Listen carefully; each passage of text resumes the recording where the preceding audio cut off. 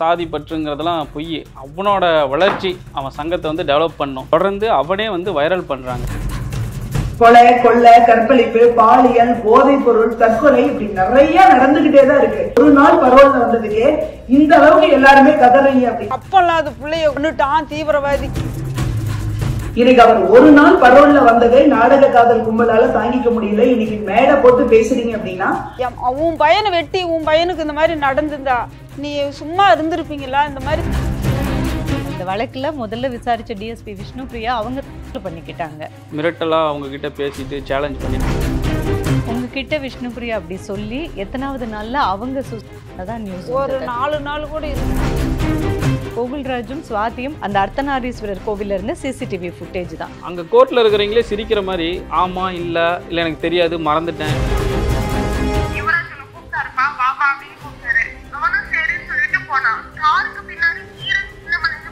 யுவராஜ் தான் இந்த குற்றத்தை பண்ணா அப்படின்னு சொல்லி ஒரு ஆதாரமா மாறினது யுவராஜோட வாக்குமூலமே தான். விஷ்ணுபிரியா மேடத்தை கேஸ் நடத்துவாங்கன்னா அவங்கள கொண்டுட்டாங்க. உபாதியை கடத்திட்டு போய் கொண்டுட்டாங்க. என் பையனை கொண்டுட்டாங்க. 3 கொலையை செஞ்சிருக்கான். இதுக்கு முன்ன எத்தனை கொலை செஞ்சிருப்பான்? நீங்க இவ்வளவு அழாதீங்கம்மா, கொஞ்சம் மனசை தேத்திக்கோங்க. மாமா ஏக்கத்திலேயே உடம்பு செல்லாம் போயிடுச்சு. எவ்வளவுதான் ஆபாத மாவனா இருந்தாலும் அம்மாவுக்கு எவ்வளவு ஒரு இது இருக்கும், பாசம் இருக்கும். காலமே காலமே என்னை எங்கு கொண்டு போகிறாய். இப்ப என் மாவா 2 பேரும் கல்யாணம் ஆகி நான் கல்யாணம் பேர பையனை கொஞ்சம் வயசு பெரியம்மா வாழ்க்கையும் போய் என் பையனையும் கொண்டுட்டு என் பையனை ஒரு 5 நிமிஷம் பார்க்க முடியுமா? ஒரு கனவுல எப்ப சாமி வரும்னு ஒவ்வொரு நைட்டா நான் பார்த்து கும்பிட்டுட்டு இருக்கிறேன். இப்படி குற்றவாளி தாயோட கண்ணீரை வந்து நிப்பாட்டவே முடியல இல்ல. அவனை இந்த மாதிரி அவன் வெளியில வந்து பில்டப் பண்ணி காட்டிட்டு இருக்கானே. என் மனசு நெருப்பு கொதிச்சிட்டு இருக்கிற அவனை போடாம நான் விட மாட்டேன் மேடம்.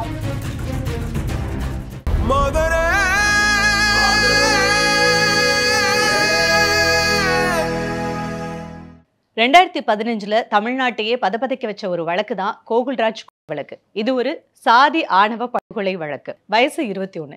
இன்ஜினியரிங் காலேஜில் படிச்சிருக்காரு. ஃபைனல் இயர் முடிச்சதுக்கு அப்புறமா சர்டிஃபிகேட் வாங்க போறாரு. அவர் ஃப்ரெண்டு சுவாதியோட. அப்போ திருச்செங்கோட்ல அர்த்தநாரீஸ்வரர் கோயிலுக்கு போன கோகுல்ராஜ் வீட்டுக்கு திரும்பல. வீட்டில் தாயும் அண்ணனும் போய் கம்ப்ளைண்ட் கொடுக்குறாங்க போலீஸ் ஸ்டேஷன்ல.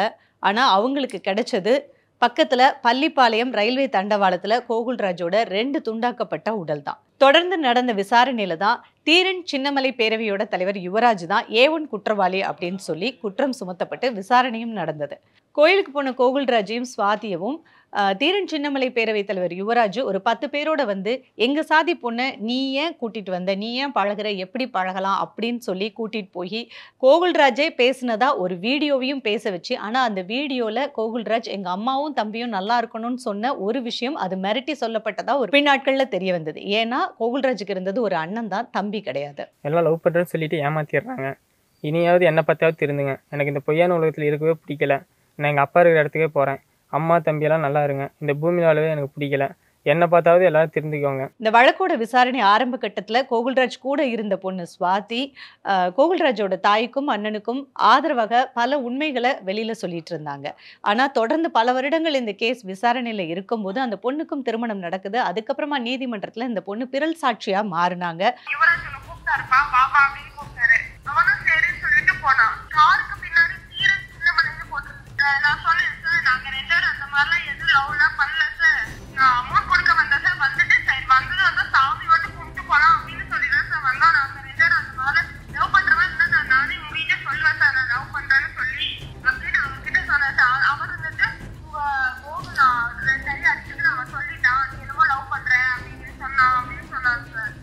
அப்புறம்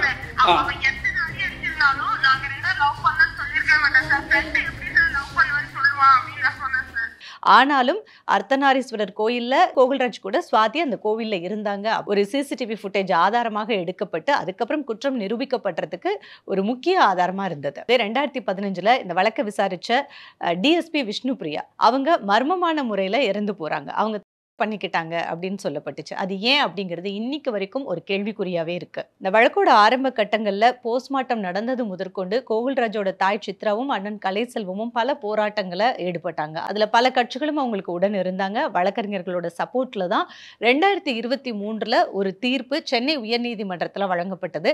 அதாவது A1 குற்றவாளி யுவராஜுக்கு 3 ஆயுள் தண்டனை, அதாவது ஆயுள் முழுக்க சிறையில் இருக்கணும் அப்படிங்கிற ஒரு தீர்ப்பு வழங்கப்பட்டது. இந்த வழக்குல மொத்தம் குற்றம் சாட்டப்பட்டது 17 பேர். அதுல A1 குற்றவாளி தவிர்த்து மற்றபடி A2, A3 குற்றவாளிகளுக்கு வழங்கப்பட்ட தண்டனையை எதிர்த்து அவங்க சுப்ரீம் கோர்ட்லயும் பாதி பேர் வந்து மனு தாக்கல் பண்ணியிருக்காங்க. இப்போ சமீபமா A1 குற்றவாளி யுவராஜ் பரோல்ல 2 நாள் தன்னுடைய மகளோட புப்புனித நீராட்டு விழாவுக்கு வந்ததா சோசியல் மீடியால நிறைய வீடியோக்கள் வெளிவந்தது. அந்த விஷயம் இந்த தாய் சித்ராவையும் அண்ணன் கலைசெல்வமும் எந்த அளவுக்கு மன உளைச்சலுக்கு ஆளாக்கி இருக்கு அப்படிங்கறத பேசுறதுக்காக தான் இருக்காங்க. எப்படி இருக்கீங்க நீங்க? நாங்க ரொம்ப மன உடைச்சல தான் இருக்கோம். யுவராஜ் வந்து அவருடைய மகள் சடங்குக்கு 2 நாள் பரோல்ல வந்தது. சோசியல் மீடியால அது ஒரு மிகப்பெரிய விஷயமா வெளியில தெரிஞ்சது. பலரும் அதை பத்தி விமர்சனமா பேசினாங்க. பட் சம்பந்தப்பட்ட உங்களுக்கு, நீங்க வந்து உங்க தம்பியை உங்க மகனை நீங்க பறி கொடுத்துருக்கீங்க. நீங்க அந்த விஷயத்தை எப்படி பாத்தீங்க? யுவராஜ் பொண்ணு பருத இது வர வர வச்சிருக்காங்க. அதுக்காக எங்களுக்கு ஒரு மனுவாவது கொடுத்துருக்கணும். அது உங்க பொண்டாட்டி சொல்றா, இப்போ பாலியம் வன்கொடுமை, பொண்ணு கடத்தல, இப்போ எத்தனை கொலை விஷ்ணு பிரியா மேடத்தை கேட்டாங்கன்ட்டு கேஸ் நடத்துவாங்கன்னா அவங்கள கொண்டுட்டாங்க. அதே சோதிமணியை அந்த பொண்ணை சுவாதியை கடத்திட்டு போய் பஸ்ஸில் அனுப்பி விடுறதுக்கு போய் அந்த பொண்ணு சொல்லிருமே அப்படின்னு அதை கொண்டுட்டாங்க. என் பையனை கொண்டுட்டாங்க. 3 கொலையை செஞ்சுருக்கான். இதுக்கு முன்னே எத்தனை கொலை செஞ்சுருப்பான். இவ்வளோ ஒரு ஐயோக்கிய பெருசாக அவனை கொண்டாடுறாங்களே, அந்த கடவுளுக்கு தான் நான் பார்க்குமா, அந்த ஆண்டவனுக்கு தான் இது தெரியுமா, அந்த ஆண்டவன் கேட்காதா அவங்கள? இப்படிப்பட்ட ஒரு அக்யூஸ்டு கொலைகாரனுக்கு பரோல் கொடுத்துடக்கூடாது. ரெண்டாவது, எங்களுக்கு எந்த ஒரு நோட்டீஸுமே சொல்லலை. கோர்ட்டு தரப்பில் இருந்து சொல்லியிருக்கணும். விக்டிம்ஸ்க்கு வந்து கொஞ்சம் வார்ன் இது பண்ணுற மாரி, எச்சரிக்கை பண்ணுற மாதிரியாச்சும் சொல்லியிருக்கணும். இந்தமாரி வெளியே இது பண்ண போகிறாங்க அப்படின்னு சொல்லி. சரி, வந்தவன் பார்த்துட்டு போயிருந்தா கூட ஒன்றும் பிரச்சனை இல்லை. பார்த்துட்டு ஒரு நல்லவனாக இருந்தால் என்ன பண்ணுவான், கஷ்டப்பட்டு இந்தமாரி மனம் திருந்தி பார்த்துட்டு போயிருக்கணும். ஆனால் அவன் திட்டம் போட்டு அவனோட சங்கத்தை பேரில் இன்னும் டெவலப் பண்ணும் அப்படிங்கிறதுக்காக தொடர்ந்து அவனே வந்து வைரல் பண்ணுறாங்க. அந்த வீடியோஸ்லாம் வைரல் பண்ணி தனக்கு சப்போர்ட் இருக்கிற மாரி காட்டிக்கிறான். ஒரு கொலைகாரனை வந்து பெரிய இதாக சொல்லிட்டு இருக்காங்களே, என் பையனை பார்க்க முடியுமா, ஒரு நாள் பார்க்க முடியுமா, அவன் பெரிய விஷயமா? ஆக்சுவலாக வருஷம் 10 ஆச்சு. இன்னைக்கும் அந்த அம்மாவுக்கு வந்து அந்த பையனை பற்றி பேசணுன்னா கண்ணீர். இல்லை, அது ரொம்ப செல்லமாக வளர்த்திட்டாங்க. இருக்கிறது 2 பேர் தான். அவன் வந்து எங்கள் அப்பா மாதிரியே, அச்சஸ்லாம் எங்கள் அப்பா மாதிரியே தான் இருப்பான். எனக்கும் என் பாசம் அப்பா மாதிரியே இருக்கும்போது 2 பேர்த்துக்குமே வந்து நம்ம அப்பா இல்லாதப்போ அப்பாவை பார்க்குற மாதிரியே தம்பி இருக்கும்போது அதே மாதிரியே பேசுவான், அதே மாதிரியே ஸ்டைல் பண்ணுவான். நான் ஃபர்ஸ்ட் ஆரம்பத்துல இருந்தே கேட்டேன் மேடம், யுவராஜ் பொண்டாட்டி இப்படி சொல்றால, பாலியம் அத்துமீறல் என் புருஷன் பண்ணானா, வன்கொடுமை அது இது பண்ணானா அப்படின்னு சொல்றானே. எத்தனை 3 எங்களுக்கு தெரிஞ்சே 3 கொலை பண்ணியிருக்கான். வான்கோழியில சிக்கி அதில் பொண்ணு கடத்தல. இவன் எவ்வளோ பெரிய அயோக்கித்தனம் பண்ணிட்டு ஒரு மந்திரி கூட்டிட்டு வர மாதிரி கூப்பிட்டு வராங்களே. இது அரசாங்கமும் இது நடவடிக்கை எடுத்து ஆகணும். அவன் மேல கேஸ் போடணும் மேடம். இந்த பொம்பளை சொன்னதுக்கு கேஸ் போடணும். அவன் என்ன அப்படி தேவை செஞ்சுட்டான்? அதாவது அழுது அழுது கண்ணீர் வத்தி போகும்னு சொல்லுவாங்க. ஆனா இந்த இவங்க அம்மா பார்க்கும்போது எனக்கு அப்பா இந்த தாயோட கண்ணீர் அப்படியே ரெண்டு பேருமே இங்கிலீஷ் மீடியம் படிக்க வைக்கல. அவங்க மேடம், அவங்க நீங்க நினைக்கிற மாதிரி சாதாரணமாலாம் அவங்க இது பண்றது இல்லைங்க மேடம். அவனுங்க தொடர்ந்து பிரச்சனை கொடுத்துக்கிட்டே இருப்பானுங்க. ஏதாவது ஒரு வகையில நம்ம வந்து நீங்க இவ்வளவு அழாதீங்கம்மா, கொஞ்சம் மனசை தேத்திக்கோங்க. இப்போ என் மாவன் ஒரு கட்டலில் படுத்துட்டு அவன் ஒரு பக்கம் ஒரு எவ்வளவுதான் ஆபாதமாவனா இருந்தாலும் தான் பிள்ளைக்கு தான் அம்மாவுக்கு எவ்வளோ ஒரு இது இருக்கும், பாசம் இருக்காது. அப்படி இருக்கும்போது என் பையனையும் கொண்டுட்டு நீங்கள் வெளியில் வந்து அவன் வெளியே வரான்னா என்ன பண்ணணும்? அரசாங்கம் பாதிக்கப்பட்டவங்க மேடம், பாதிக்கப்பட்டவங்களுக்கு ஒரு சம்மன் அனுப்பணுங்களா இல்லையா? இப்போ வந்து அவங்களுக்கு ஒரு நியாயம், எங்களுக்கு ஒரு நியாயம் இல்லை. கரெக்டா நீங்க எப்படி செய்யணுமோ அந்த முறை செஞ்சிருக்கணும்ல அரசாங்கம். நீங்க அம்மாவை வெளியே வாங்கன்னு சொல்லிட்டு சொல்றீங்கல்ல, வெளியே வர்றதுக்கான வெளியே வர விட்டாதானே. இப்ப திருப்பி 10 வருஷமா வழக்கு நடக்குது, அதை பத்தியே போயிட்டு வந்துட்டு இருக்கிறோம். அது இல்லாம திரும்ப அது ஹைகோர்ட்டுக்கு போகுது, சுப்ரீம் கோர்ட் போகுது, எகைன் திருப்பி பாருங்க இப்ப நாமல் கோர்ட்ல திருப்பி ட்ரையல் வந்துருக்குது. இந்த மாதிரி சூழ்நிலையில எப்படி அது இல்லாம டிவில இதெல்லாம் பாருங்க, சோசியல் மீடியாவெலாம் இதெல்லாம் பார்க்கும்போது எத்தனை பேர் கேட்பாங்க திருப்பி இதை பற்றியே. வீட்டுல அது சாப்பாடு நமக்கு எவ்வளோ பண்றது இல்ல. இதாக இருக்கும் மனசுக்குள்ள வீட்டுல இருக்கும். சாப்பாடு கூட பண்றது இல்ல. இப்ப ஓடுனா அங்க ஓடணும், ஓடியாருனா அதனால வந்து உடல் ரீதியான எவ்வளோ பிரச்சனை வரும்னு சொல்லி பாருங்க. இன்னைக்கு கூட உடல் சண்டை ரீதியாக பண்ணிட்டு தான் நான் வரல, என்னால முடியலங்கிறேன். அப்புறம் இல்லை நம்ம வந்து இதை வெளியே சொல்லணும். இவன் இந்த மாதிரி வெளியே அட்டகாசம் பண்ணிட்டு இருக்காங்கிறது மக்களுக்கு சொல்லணும். அதனால் திரும்பவும் வழக்கு விசாரணை வந்து அநியாயமாக விசாரிக்கக்கூடாது, ஏனோ தானோன்னு கண்மூடித்தனமாக விசாரிக்கக்கூடாது. அந்த வழக்கு ஏற்கனவே விசாரித்த வழக்கு. ஏன்னா இவங்க வந்து திட்டம் போட்டு தான் இந்த வழக்கை வந்து ஸ்ப்ளிட் பண்ணி பிரித்து நடத்துகிறாங்க. என்ன மாதிரியான மிரட்டல்லாம் நடக்குமா? அப்படி இன்னும் என்ன உணர்த்து கிடக்குது. என் பையன் வாழ்க்கையே போயிடுச்சு, என் பையனையும் கொண்டுட்டாங்க, என் புருஷனும் இல்லை, என் மகனும் இந்த கெதிக்கு ஆளாகி விட்டுட்டாங்க. நம்ம பயந்து என்னத்துக்கு நாங்கள் பயந்துக்கணும்? நாங்களா கொலை பண்ணணும் பயந்துக்கிறதுக்கு? அவனை போடாம நான் விட மாட்டேன் மேடம். உங்க பெரிய பையனை எம்இ வரை படிக்க வச்சிருக்கீங்கல்ல, அவர் வேலைக்கு போயிட்டு இருக்காரா? 2 டிகிரி முடிச்சிட்டாங்க மேடம். முடிச்சுட்டு காலேஜுக்கு லெக்சராக பசங்களுக்கு சொல்லி கொடுத்துட்டு போயிட்டு இருந்தான். அப்புறம் இந்த வழக்கால் வந்து எனக்கும் உடம்பு சரியில்லாது போயிடுச்சு, மாமன் ஏக்கத்திலேயே உடம்பு சரியில்லாமல் போயிடுச்சு. அப்புறம் அவன் வாழ்க்கையும் வீணும். இப்போ மாடுலாம் ஒரு 5 மாடு வச்சு அது இதுன்னு ஒரு நாள் நாங்கள் ஒரு நாள் கூட வீட்டில் இருந்ததில்லை. இப்போ சென்னை போகணும், ஹைகோர்ட் போகணுன்னா போகணும். என்னால் முடியாததுக்கு அவன் தான் பண்ணிட்டு இருக்கிற மாதிரி. இப்போ தம்பிக்கு யார் பண்ணுவா? இப்போ சமீப காலமாக வழக்கு வந்து தீர்ப்பு வர பக்கமாலாம் அடிக்கடி போகிற மாதிரி இருந்தது இல்லைங்களா? அதனால உங்க வேலை அதனால வந்து தொடர்ந்து அதை வந்து இது பண்ண முடியல. அது இல்லாமல் அம்மாவுக்கு உடம்பு சரியில்லை, அம்மாவை பார்த்துக்கணும். ஒரு 5 மாடு வச்சு வளர்த்திட்டு இருக்கோம். அதுக்கு எல்லாமே பண்ணுறது நானும் பண்ணுவேன், அம்மாவும் முடிஞ்ச அளவுக்கு காரணம் பண்ணுவாங்க. யாருன்னா, இப்போ அவன் கொண்டதுனால எங்க குடும்பம் எத்தனை பாதிக்கப்பட்டு இருக்கு பாருங்க. என் மவன் இறந்ததுனால எவ்வளவு பெரிய பாதிக்கப்பட்டு இருக்கு. இப்போ என் மவன் 2 பேரும் கல்யாணம் ஆகி நான் கல்யாணம் பேர பையனை கொஞ்சற வயசு, அவன் வாழ்க்கை என் மவன் வாழ்க்கை பெரிய மவன் வாழ்க்கையும் போய் என் பையனையும் கொண்டுட்டு அவன் வந்து இப்படி வந்து இது ஒரு நாள் வரது பெரிய விஷயமா அப்படின்னு அவ சொல்றாள் சிவராஜ் பொண்டாட்டு. என் பையனை ஒரு 5 நிமிஷம் பார்க்க முடியுமா? ஒரு கனவுல எப்ப சாமி வரும்னு ஒவ்வொரு நைட்டா நான் பார்த்து கும்பிட்டுட்டு இருக்கிறேன். இப்ப அந்த ஆண்டவனுக்கு தான் அடுக்குமா? அந்த யுவராஜுக்கு சப்போர்ட் பண்றீங்கல்ல, சப்போர்ட் பண்ணாதீங்க. இப்படி அந்த கொலைகாரனுக்கு சப்போர்ட் பண்ணக்கூடாது. இப்படி குற்றவாளி தாயோட கண்ணீரை வந்து நிப்பாட்டவே முடியல இல்ல. அம்மா வந்து அது நினைச்சாங்கன்னாவே தெளிவா பேசவும் முடியல, பேசவும் முடியல, பையனை பார்க்க முடியல. குற்றவாளி ஆதங்கம் இருக்கு. அவனை இந்த மாதிரி கொண்டாடுறான், அவனை இந்த மாதிரி அவன் வெளியில வந்து பில்டப் பண்ணி காட்டிட்டு இருக்கானே அப்படிங்கிற ஆதங்கம் வந்து இருக்கு. ஆனா அதை வந்து எப்படி சொல்லணும் அப்படிங்கறது அவங்களால முடியல. அதான் கூட ஒரு தம் கட்டி இப்படி ஒரு இதா சொல்லணும் முடியல. ஏன்னா என் மவன் இது அதே ஒரு எனக்கு இதாகி போச்சு. நீங்க இந்த துக்கத்துல இருந்து வெளியில வர முடியாதுமா, அது எனக்கு புரியுது. ஆனா இன்னுமே நீங்க ரொம்ப சோகத்திலேயே அதுக்குள்ளேயே இருந்தீங்கன்னா அந்த பையனை பார்க்கணும்ல, பெரியவரை பார்க்கணும் நீங்க. இல்ல அதாவது அவங்க வந்து என்னென்ன வகையில வந்து பிரச்சனை கொடுக்க முடியுமோ எல்லா வகையிலுமே கொடுக்குறாங்க, கொடுத்துட்டாங்க. கிட்டத்தட்ட வந்து வாழ்க்கையை அவங்க சீரழிச்ச மாதிரி தான். இந்த 10 வருஷத்துல அவங்க 3 பேர்த்த மட்டும் கொல்லல, எங்க வாழ்க்கையும் சேர்த்து இது பண்ணிட்டு இருக்காங்க. அம்மா இன்னும் அதுல இருந்து வெளியில வரவே இல்லைல்ல. கொஞ்சம் கண்டிப்பா அது வர முடியாதுங்க மேடம். அது முடிஞ்சா பரவாயில்ல, அதுக்கான மறக்கிறதுக்கான எந்த ஒரு இதுவுமே இல்லைல்ல.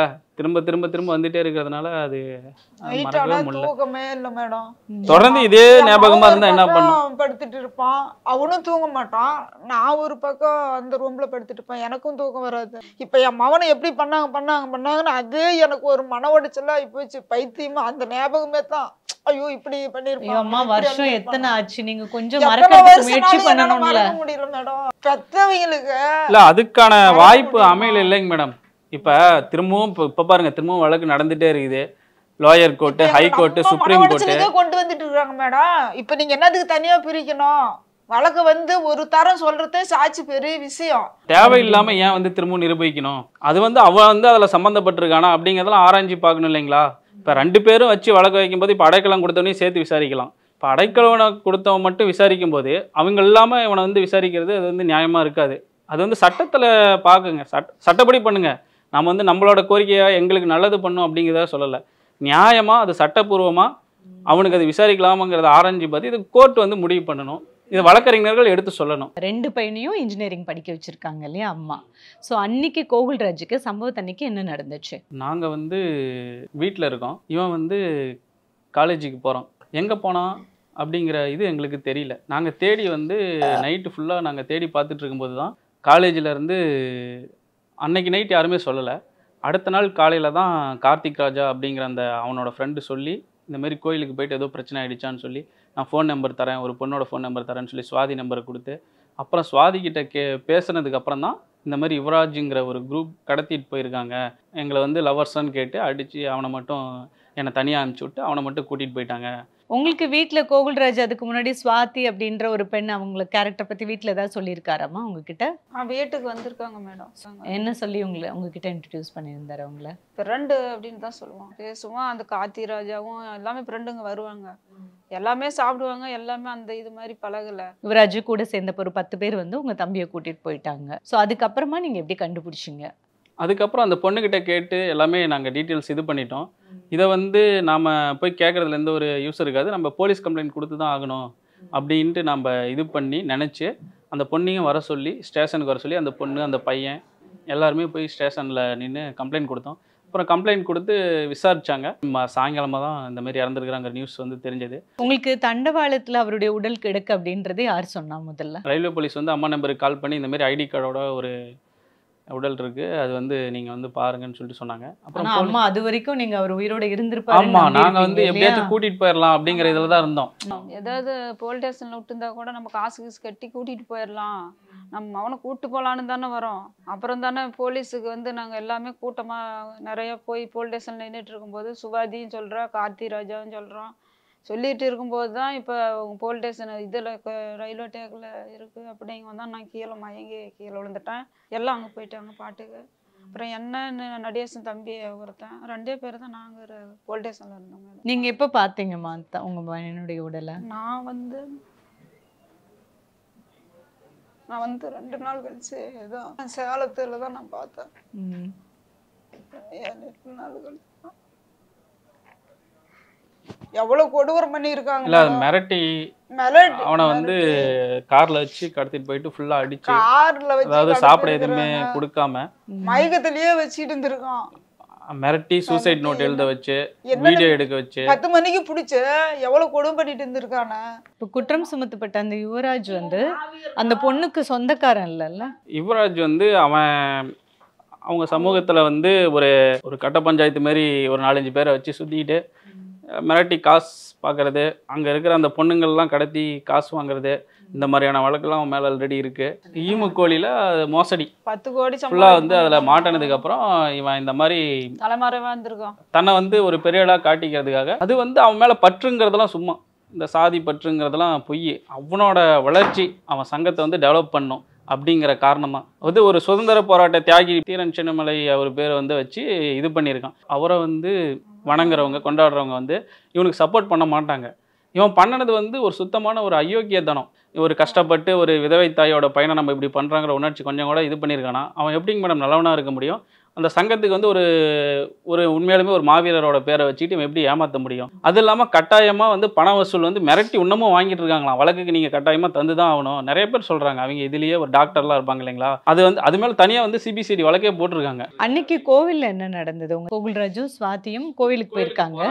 கோயிலுக்கு போய் சாமி கும்பிட்டுட்டு இருக்கும்போது யுவராஜ் வந்து நீங்கள் என்ன லவ் பண்ணுறீங்களான்னு வாலண்டியராக மிரட்டி செல்ஃபோன் எல்லாம் பிடிங்கி யார் என்னன்னு சொல்லி விசாரிச்சு அந்த பொண்ணை மட்டும் அனுப்பிச்சுட்டு தம்பியை கடத்திட்டு போய் அதுக்கப்புறம் இந்த வாக்குமூலம்லாம் வாங்கி மிரட்டி வீடியோ பேச வச்சு மர்டர் பண்ணி இது தம்பியோட தலையை வந்து தனியாக ரயில்வே ட்ராக்கு பக்கத்தாலேயே இது பண்ணி வெட்டி போட்டு பாடியை மட்டும் அந்த ட்ராக்குள்ளார இது பண்ணுற மாதிரி ஒரு மாஸ்க் மாதிரி போட்டு இது பண்ணியிருந்தாங்க. அந்த டைமில் வந்து நான் வந்து காதல் தோல்வியில் வந்து பண்ணிக்கிறேன் அப்படின்னு அவர் பேசின ஒரு வீடியோவும் அவர் கைப்பட எழுதுனதா சொல்லப்பட்ட ஒரு லெட்டரும் இருந்தது. ஸோ தண்டவாளத்தில் இருக்கும்போது இந்த பையன் வந்து லவ் ஃபெயிலியர்ல பண்ணிக்கிட்டான் அப்படின்னு தான் இந்த வழக்கு முதல்ல ஜோடிக்கப்பட்டிருந்தது. காணாம போயிட்டான் கொடுக்கலாம் அப்படின்னு தான் சொன்னாங்க. இல்லை அவன் கடத்திட்டு போனா இந்த பொண்ணு சொல்லுது இல்லை அப்படின்னாங்க. சரி பேர் மென்ஷன் பண்ண வேணாம், பையனுக்கு வந்து எதுவும் பிரச்சனை வரக்கூடாது, தெரிஞ்சு இப்போ அவன் சொல்லி அவனுக்கு ஏதாச்சும் பிரச்சனை வந்துச்சுன்னா நம்ம பையனை ஏதாச்சும் பண்ணிடுவானோ அப்படிங்கிற இதில் தான் பேர் மென்ஷன் பண்ணாமல் கொடுத்தோம். ஆக்சுவலாக அது தம்பி உயிரோட இருக்கான்னு நினச்சிட்டு நாங்கள் கொடுத்தப்ப கம்ப்ளைண்ட்டு. ஆனால் வந்து இந்த மாதிரிலாம் பண்ணியிருந்தான்னு தெரிஞ்சிருந்தா நாங்கள் ஃபஸ்ட்டு இது பண்ணியிருப்போம்ல. உங்கள் தம்பி பேசினதா சொன்ன வீடியோ யார் ரிலீஸ் பண்ணியிருந்தா? இவ்வளோ தூரம் நாங்கள் வந்து கடத்திட்டு போயிட்டான்னு சொன்னப்போ அப்புறம் கடத்திட்டு போன பையன் இந்தமாரி ட்ராக்ல கிடக்கும்போதே நீங்கள் வந்து வழக்கு பண்ணியிருக்கணும்ல. நீங்கள் கடத்திட்டு போன பையன் இந்தமாரி பாடியாக இருக்கானா நீங்கள் சொல்லிட்டு நாங்கள் கேட்கும்போது அது நாங்கள் போஸ்ட்மார்ட்டம் ரிப்போர்ட் வந்ததுக்கப்புறம் தான் பண்ணுவோம் அப்படின்னு சொல்லி போலீஸ்லாம் இது பண்ணப்போ ஏன் பண்ண மாட்டேங்க நாங்கள் வந்து ஒரு போராட்டம் பண்ணும்போது எங்களை வந்து மண்டபத்தில் இது பண்ணாங்க. அந்த மண்டபத்தில் இருக்கும்போது ப்ரெஸ்லேருந்து வந்து வீடியோ காமிச்சாங்க. ஏதோ தந்தி டிவி ஏதோ ஒரு டிவி வந்து இந்த மாதிரி உங்கள் தம்பி பேசுகிறான் பாருங்கள், இது உங்கள் தம்பியா அப்படின்னு சொல்லிட்டு அப்போ வந்து காட்டினது தான். அது வந்து தெளிவாகவே தெரிஞ்சது யாரோ மிரட்டி தான் பேச வச்சுருக்காங்க அப்படிங்கிற அந்த வீடியோ பார்த்தாவே தெரியும். அதில் அந்த ஷாட்டு கிழிஞ்சு அடிபட்டது அது எல்லாமே அடிச்சு தெரியும். அது பேச கரெக்டாக வைக்கணும். கண்ணு தெரியாத மாதிரியே வீடியோ எடுக்கிறது தெரியாத மாதிரியே கண்ணை வச்சு பேசியிருப்பானுங்க. கட்டிட்டாங்க மேடம். அப்புறம் அது இல்லாமல் அதில் வந்து தம்பிலாம் நல்லா இருக்கணுங்கிற மாதிரி சொல்லியிருப்பான். மிரட்டி சொல்ல அவனுக்கு தெரியாது இல்லை தம்பி அண்ணன் இருக்கானா சரியாக கேட்காம இந்த மாதிரி. அந்த வீடியோல பேசின ஒரு விஷயம் வந்து அம்மாவும் தம்பியும் நீங்க நல்லா இருங்கன்னு அண்ணன் சொன்னாங்க. மேடம். பட் நீங்க வந்து அண்ணன். அண்ணன். அந்த மாதிரி இது இருக்குன்னு சொல்லிட்டு அதை ப்ரூவ் பண்ணியிருக்கோம். அந்த இதெல்லாம் ப்ரூவ் பண்ணியிருக்கோம். இது வந்து மிரட்டி எடுக்கப்பட்டது. ஸோ தனக்கு கொடுத்த வேலையை நிறைவு செஞ்சதாக தான் இருக்குது அப்படின்னு சொல்லி ஆல்ரெடி அது கோர்ட்லேயே ப்ரூவ் பண்ணியிருக்கோம். அந்த வழக்குல முதல்ல விசாரிச்ச டிஎஸ்பி விஷ்ணுபிரியா அவங்க தற்கொலை பண்ணிக்கிட்டாங்க. அது ஒரு பெரிய சர்ச்சையாச்சு. அவங்க ஏன் பண்ணிக்கிட்டாங்க அப்படிங்கிறது இன்னைக்கு வரைக்கும் தெரியல. நாங்கள் அதை மர்டர்னு சொல்லிட்டு தான் கருதுகிறோம். ஏன்னா அவங்க வந்து தற்கொலை பண்ண வேண்டிய அவ்வளோ ஒரு போல்டான ஒரு பட்டியல் ஷெட்யூல் காஸ்ட் அந்த ஒரு டிஎஸ்பி தான். அப்படி இருக்கும்போது அவங்க வந்து தற்கொலை பண்ணிக்கல, இது திட்டம் போட்டே வந்து அவங்க கேஸ்லேருந்து தப்பிக்கணுங்கிறதுக்காக பண்ணியிருக்காங்க அப்படிங்கிறத நாங்கள் வந்து சொல்லிட்டு இருக்கோம். இந்த கேஸ் அது வந்து இன்னும் கேஸ் முடியாமல் இருக்கு. தற்கொலைன்னு சொல்ல வேண்டிய நோக்கம் என்ன? அவங்களுக்கு வந்து அவங்களுக்கு தெரியுமா யாராச்சும் ப்ரூவ் பண்ணியிருக்காங்களா இது வந்து தற்கொலை தான் சொல்லி? இவங்க வந்து அவங்களுக்கு அடிப்பணியாததுனால இவங்களுக்கு கொண்டுட்டாங்க அப்படிங்கிறத நாங்கள் இன்னமும் அதை அப்படிதான் நாங்கள் நினச்சிட்டு இருக்கோம். இது அவங்க வந்து தற்கொலை பண்ணிட்டாங்க அப்படிங்கிறதெல்லாம் நாங்கள் வந்து நம்பலை. இல்ல பாத்துக்கலாம் நல்லது நாங்க பண்றோமே அப்படின்னு எங்ககிட்ட சொல்றாங்க. இதை நான் சும்மா விட மாட்டேன். கோகுல கொன்னவங்கள நான் வந்து டிஎஸ்பி டிஎஸ்பி மேடம் ஃபர்ஸ்ட்ல வந்து ஃபர்ஸ்ட் தெரியாதப்போ தான் அதை வந்து கேஸ் அப்புறம் போஸ்ட்மார்ட்டம் ரிப்போர்ட்லாம் வந்து ஆதாரங்கள்லாம் கிடைச்சப்போ நாங்கள் இன்னும் ஸ்ட்ராங்கான ஆதாரங்கள்லாம் திரட்டிட்டு இருக்கோம். நீங்கள் பயப்படாதீங்கம்மான்னு சொல்லி ரொம்ப அம்மா போயிட்டு விசாரணைப்பெல்லாம் அழுந்தப்போ ரொம்ப நம்பிக்கை கொடுத்தாங்க. உங்களுக்கு எல்லா டாக்குமெண்ட்ஸுமே நான் உங்களுக்கு தரதுக்கு ஏற்பாடு பண்ணுறேன். எஃப்ஐஆர் காப்பியில் உங்ககிட்ட ஆதரவா பேசினாங்களா? ஆதரவாக தான் பேசினாங்க. ஃபர்ஸ்ட் வந்து எல்லாம் இப்போ பிரச்சனை ஆனப்போ அந்த டைமில் நாங்கள் போராட்டம் பண்ணிட்டு இருக்கிறப்போலாம் இந்த அளவுக்கு சப்போர்ட்டிவா இல்லை. விசாரணை டைம் அப்போலாம் ஃபுல் சப்போர்ட்டிவா சாப்பிட போறாங்க. ரூமுக்கு எங்களை வர சொல்லுவாங்க. சாப்பிட போகும்போதே எங்களை ரூமுக்கு மாமா அழுந்துட்டு இருக்கிறான்ட்டு ஒரு மாதிரி ஆயிட்டு. அப்படி அப்புறமா வாமா நீ வந்து என்ன சொல்லணும் அப்படின்னு அப்படி மேடம் இப்படி வந்து என் மாவனை கொன்னுட்டாங்க நடவடிக்கை எடுக்கணும். விஷ்ணுபிரியா மேடம் சொல்றாங்க நான் சும்மா விட மாட்டேன் அவனை, நீ பயந்துக்காத அழுவாதம்மா உனக்கு நியாயம் கிடைக்கும் அப்படின்னு சொன்னாங்க. உங்ககிட்ட விஷ்ணுபிரியா அப்படி சொல்லி எத்தனாவது நாள்ல அவங்க சூசைட் பண்ணதா நியூஸ் ஒரு 4 நாள் கூட இருக்காது மேடம். ஓ அப்படியா? ஆமா. அவ்வளவு ஸ்ட்ராங்கா மேடம் அதாவது இந்த ரிப்போர்ட்லாம் கோர்ட்ல ஃபைல் பண்ணோம் இல்லைங்க மேடம். இது வரைக்கும் என்னென்ன இது பண்ணிருக்கீங்கன்னு சொல்லி கோர்ட்ல ஃபைல் பண்ணோம்ல. அது ஃபைல் பண்றதுக்கு 2 நாளைக்கு முன்னாடி திங்கக்கிழமை ஃபைல் பண்ணோம்னா வெள்ளிக்கிழமை என்னமோ இறந்துட்டாங்க.